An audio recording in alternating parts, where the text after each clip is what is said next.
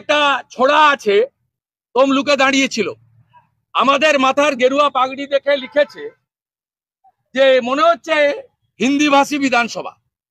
এরা এইসব চাষ করে, এরা সনাতনীদের হিন্দি ভাষী বলে, বাংলা ভাষী বলে, কখনো মুসলমানদের বলে না। এরা উর্দুতে কথা বলে, এরা বাংলায় কথা বলে। এরা উর্দু স্পিকিং মুসলিম, এরা বাংলা স্পিকিং মুসলিম। কখনো সেলিম সাহেবের মুখ থেকে, এই সায়ন ব্যানার্জিদের মুখ থেকে পাবেন না।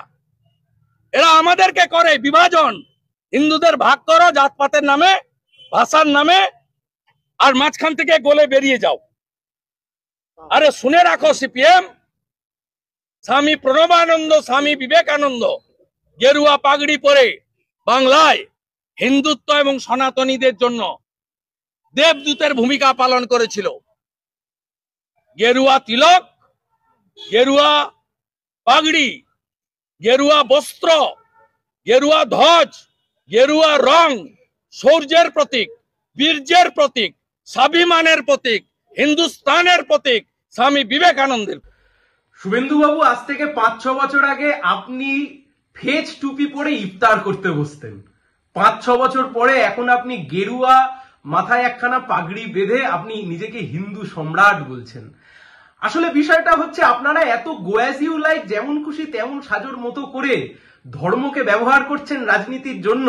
তাই জন্য বাংলার মানুষও মাঝে মাঝে কনফিউশনে পড়ে যাচ্ছে। কার সাথে কার তুলনা করছেন? স্বামী বিবেকানন্দের সাথে তুলনা করছেন। ছাগলেরও দাঁড়িয়ে আছে, বিশ্বকবি রবীন্দ্রনাথ ঠাকুরও দাঁড়িয়ে রেখেছিলেন। তার সাথে কি দুজনকে আপনি ইকুয়েট করবেন? স্বামী বিবেকানন্দ যে কথা বলেছিলেন, জীবে প্রেম করে যেইজন সেজন সেবিছে ঈশ্বর, মানেন আপনারা এই কথা? মানুষে মানুষে জাত দাঙ্গা লাগিয়ে দিচ্ছেন, মানুষে মানুষে ধর্মীয় বিভেদ সৃষ্টি করাচ্ছেন, মানুষে মানুষে ভিড়িয়ে দিচ্ছেন। রাজ্যের মুখ্যমন্ত্রী, রাজ্যের বিরোধী দলনেতা দুজনে মিলে একটা বিধানসভাকে, আইনসভাকে আপনারা ধর্মসভায় পরিণত করেছেন। যা বলেছি 100% ঠিক বলেছি। একটা গোটা হিন্দি ভাষী অঞ্চলের একটা সংস্কৃতিকে, সেই সংস্কৃতির আগ্রাসন, সেই সংস্কৃতিকে আপনারা বাংলার মধ্যে প্রবেশ করাতে চাইছেন। বাংলা, বাঙালি, বাংলার মানুষ এ কখনো মেনে নিতে পারে না। আপনারা বলছেন হিন্দু ধর্মের মধ্যে আমরা বিভাজন ঘটাচ্ছি। দেখুন তাকিয়ে গোবলয় অঞ্চলগুলোতে দলিতদের ওপর কি অত্যাচার, কি অনাচার হচ্ছে, কিভাবে দলিতদেরকে পিটিয়ে মারা হচ্ছে। আমরা করছি, আপনারা করছেন। হিন্দুত্বের রাজনীতি আর হিন্দু ধর্ম, এই দুই কখনো সমান হতে পারে না। হিন্দুত্বের রাজনীতি করতে গিয়ে, উচ্চ বর্ণের হিন্দুত্বের রাজনীতি করতে গিয়ে গোটা বিজেপি শাসিত হিন্দি বলয়ের অঞ্চলগুলোতে যেভাবে দলিতদের উপর অত্যাচার হচ্ছে, পারবেন এর দায় নিজেকে অস্বীকার করতে? যতই আপনি চান মূল ইস্যু থেকে রাজনীতিকে ঘুরিয়ে দিতে, আপনি পারবেন না। আপনি বলেছিলেন কালীঘাটের ভাইপোকে জেলের ভাত খাওয়াবো। চোখ খুলে তাকিয়ে দেখুন, কালীঘাটের ভাইপো তো ছেড়ে দিন, কালীঘাটের কাকু আজকে জামিন পেয়ে বাইরে চলে এসছে। তাই জন্য আরজিকর ইস্যুর পরবর্তী সময়তে যখন এই ধর্মের রাজনীতি আস্তে আস্তে পিছনের সারিতে চলে গেছিল, ইস্যুর রাজনীতি যখন রাস্তায় এসছে, বামপন্থীরা যখন সামনে এগিয়ে এসছে, তাই জন্য রাজ্যের মুখ্যমন্ত্রী এবং রাজ্যের বিরোধী দলনেতা দুজনে মিলে আপনারা নেমেছেন এই ধর্মের তাস খেলে, ধর্মের বিভাজন করে বাংলার মানুষকে বিভক্ত করে দিতে। আর সেই জন্য আপনারা একটা গোটা বাজেট অধিবেশন নষ্ট করে, গোটা বাজেট অধিবেশনের সময়তে একটা বিধানসভাকে, একটা আইনসভাকে আপনারা একটা ধর্মসভায় পরিণত করেছে। সবাই জানে তাই তো কেনে Shrikrishna wooden and steel furniture এখন আপনার এলাকায়।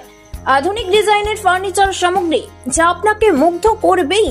আপনার বাড়ি কিংবা অফিস মনের মতো করে সাজিয়ে তুলুন Shrikrishna wooden and steel furniture দিয়ে।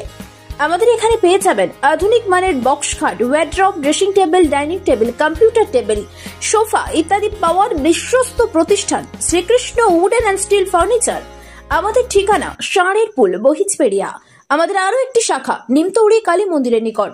বিশদে জানতে ফোন করুন 8167422584 এই নম্বরে। বন্ধ্যাত্ব কোনো অভিশাপ নয়, এটি চিকিৎসার মাধ্যমে নিরাময় সম্ভব। পূর্ব মেদিনীপুরের সর্বপ্রথম টেস্ট টিউব বেবি সেন্টার এখন তমলুকে। যোগাযোগের ঠিকানা উত্তরণ ইনফার্টিলিটি ক্লিনিক প্রাইভেট লিমিটেড, পদুম বসান, আদি মোহিনী মোহন কাঞ্জিলালের পাশের গলিতে। যোগাযোগ 9679225556 এই নম্বরে।